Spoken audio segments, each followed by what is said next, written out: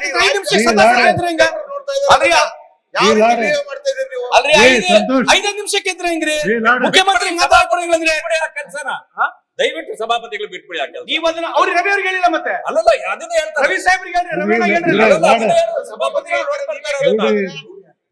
ಈಗ ನಾವು ಮುಖ್ಯಮಂತ್ರಿಗಳು ಏನ್ ಹೇಳ್ತಾರೋ ಕೇಳ್ತಿದೀವಿ. 5 ರೂಪಾಯಿ ಯಾರು ಕೊಟ್ಟಿದಂದ್ರು ಇಲ್ಲ 5 ರೂಪಾಯಿ ಏರಿಸ್ತೀರಿ ಇಲ್ಲ 5 ರೂಪಾಯಿ ಕೊಡ್ತೀರಿ ಅದು ಏನ್ ದೊಡ್ಡ ವಿಷಯನ?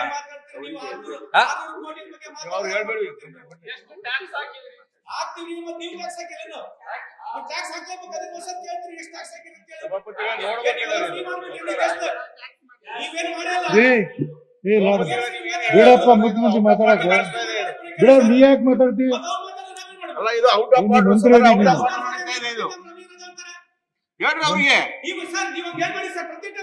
ಅವ್ರಿಗೆ ಹೇಳಿ ನೀವು ಪ್ರತಿ ಟೈಮ್ ರವಿ ಗಿವಿ ಅಂತ ರವಿ ಸಾಹೇಬ್ ರವಿ ಅಣ್ಣವ್ರು ಅಂತ ಹೇಳ್ತಿರೋದು ಸದನದ ಗೌರವ ಕಾಪಾಡ್ರಿ.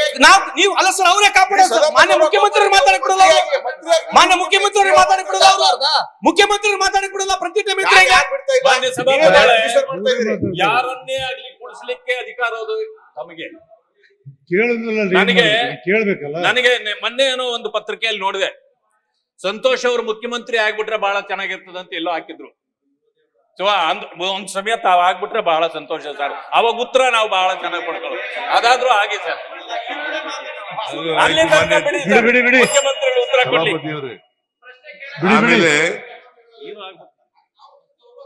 ಮುಂದಿನ ವರ್ಷ ಎಲ್ಲರೂ ಒಮ್ಮೆ ಎಲ್ಲ ಬಾಕಿ ಇರ್ತಕ್ಕಂಥದ್ದು ಎಲ್ಲನೂ ಚುತ್ತ ಮಾಡ್ತೀವಿ. ಅದ್ರ ಮುಂದಿನ ವರ್ಷ 27-28 ವರ್ಷ 7 ರೂಪಾಯಿನೂ ಕೂಡ ಕೊಡ್ತೀವಿ.